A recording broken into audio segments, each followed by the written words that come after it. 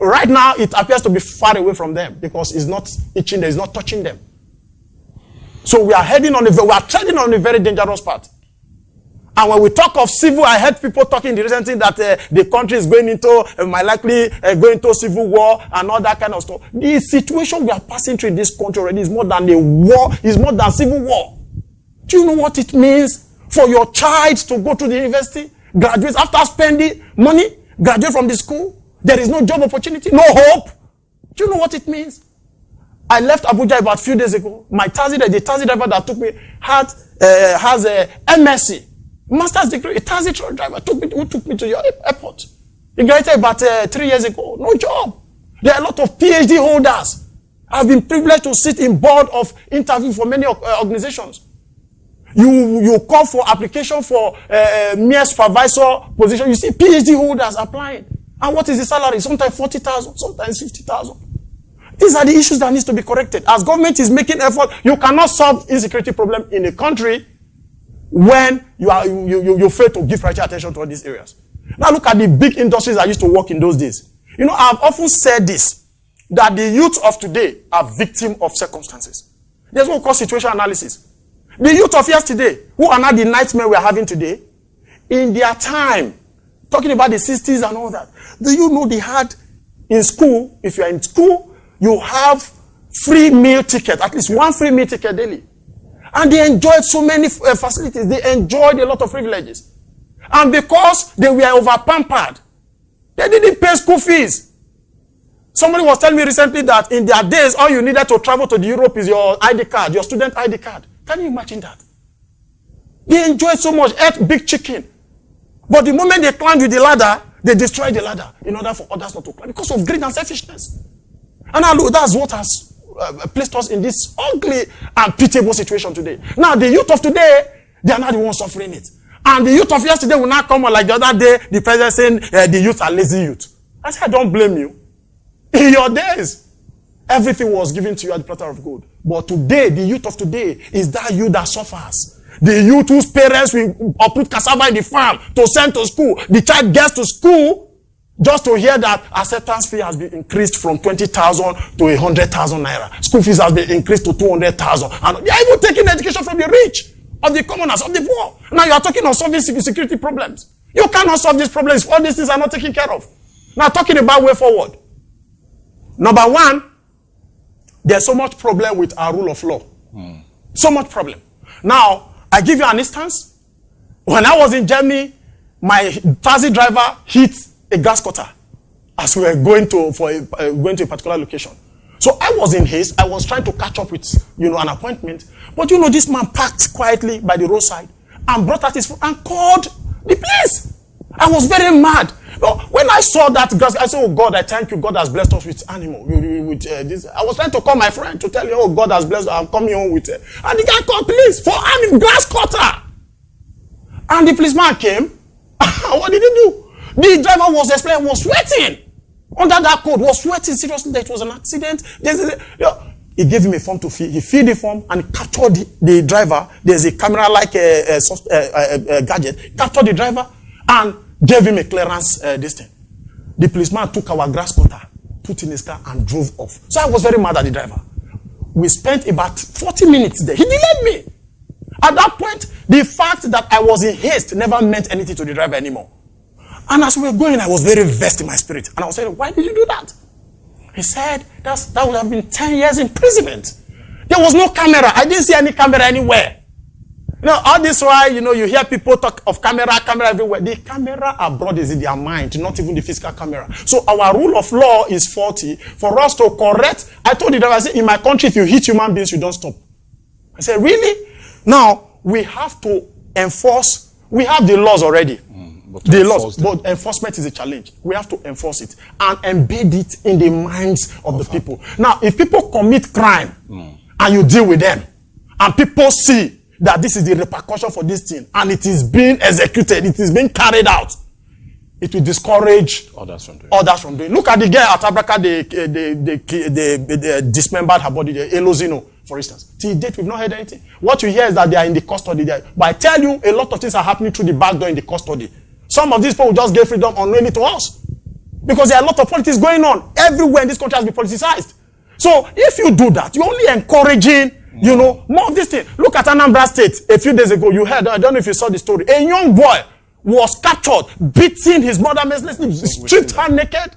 And you know what they did to that young man? The villagers, the community, they apprehended him, tied him to a big tree, and they lashed him. Okay, well, that guy will not want to see that as a fanciful venture anymore. Mr. Marcus, we'll still talk about the solutions, but I feel it's only right we take the calls because a lot of calls have already been coming and a lot of persons have been itching to have a view in on what we're talking about today. Well, the numbers are already there on the screen, and definitely in case you want to join us on the radio arm, you can reach us on 08022931931, or you can also reach us on 081888888. 931. Any of the numbers we do nicely. We're talking about a way forward, and knowing that Mr. President will be having that meeting later in today to either go through with the decision of a state of emergency on security or which way forward. Hello, good morning to you. Hello, good morning. Yeah, your name and where you're calling from, and please just go ahead. I am Philip from Mugele. Oh, Philip from Mugele. Please go ahead, Philip. Actually, sincerely, I have to thank your guest there. Yeah. I will call him second Dr. Shatapoki. By speaking so confidently and without fear. And he has spoken well. All that he has discussed there is the truth. My point is this. The government says they are trying to, they are working towards social security in the country. Not until they feel the heat, nothing will change. But now they are still blind. As far they are killing the policemen, the army, you know, it's supposed to kill a rabbit. You have to dig deep. The bandits know that the government, their security is their strength. By the time they finish with all the police, finish with all the army, it's very easy to get access to them. Forget the talk they are using. So the security system in the country is their backbone, and that is what they are attacking now. But for now, they don't know. They are digging to them. For now, they are like rabbits. The people they are digging to them, and the masses, all of us will troop into the office one day. There will be no more security for them, because then the way will be clear. So thank you. I thank your spokesperson there. Yeah. Thank you. Well, thank you also, Philip. But we'll still take more calls before we come finally to you and have your last take. And well, definitely, because a way forward is what we're trying to see and to seek in dealing with the security situation in the country. Hello, good morning to you. Hello, good morning, sir. Yeah, your name and where you're calling from, and please just go ahead. This is Favor coming from Mugele. Oh, Favor, go ahead. Yes, I want to thank our guest. He has really spoken well. All what he has said is what is really happening in this country. Yeah. You see, a country, a nation without a defense is no country.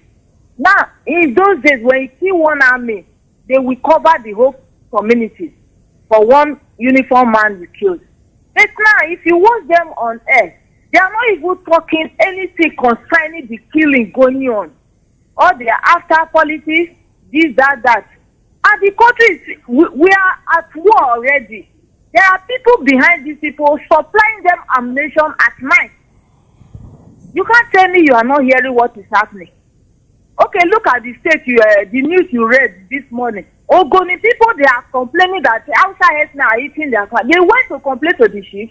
The chief now said he owns some cars inside that he hired the outside headsmen to take off the car. So there are people behind this insecurity going on. If you kill them, imagine many of them last month, 55, about 55 were caught, affected armed bandits, with ammunition, sophisticated ammunition, and none of them were killed, they were arrested. Then why then you kill innocent people? Nothing will be said. You will not even kill those people, so that they will still know the suffer behind it. Well, so please, I don't know what is going on. We are already at war in this country, indirectly at war. Okay, so well, let them to this meeting they are going. We pray that Buhari should say something, because government should be rulers of this thing. Let us take the horn by the bull. Okay, well, definitely we'll So take thank you very much. Well, thank you also, Favor. And definitely, let's see if we take one last call before we call it a wrap right here on the show. And definitely have your take in on your last word. Hello, good morning to you. Hello? Hello? Hello, good morning. Yeah, your name and where you're calling from. Please just go ahead. You have a minute to do so. This is Emmanuel Emmanuel, you're calling us from where? from Igbide. Okay, go ahead, Emmanuel. I thank that very man that is here. He has spoken well. But for me, to my own contribution is this. If our country wants to secure this for our future children, they have to start from the beginning. For example, other countries, they face their borders. Our borders are so porous. You understand me? Yeah. If they can build and work all the whole services, I don't think there will be issue of insecurity will left. So that's all I have to say. Well, thank you also for calling in. I would have loved having a last take from you, but definitely we're totally out of time. We might just really create another day for you to come and really exhaust in on the issue. But all the same, thank you for coming and honoring our invitation. Thank you very much. Well, anyways, that draws the curtain up for today. Anyways, we'll always insist that you go drop your comments on our social media platform. They're already there on the screen, so you can do that. And I'm not just dropping that, but also give us a need on how we can improve in on the show and make it really that interesting for you the way it has become. But all the same, I just want to say a quick bye-bye, definitely, but stick around. Still be requests because we have lovely programs, not just on our TV arm alone, but on the radio arm, and that'll be taking you all through the day. But for now, adieu. We'll see you tomorrow.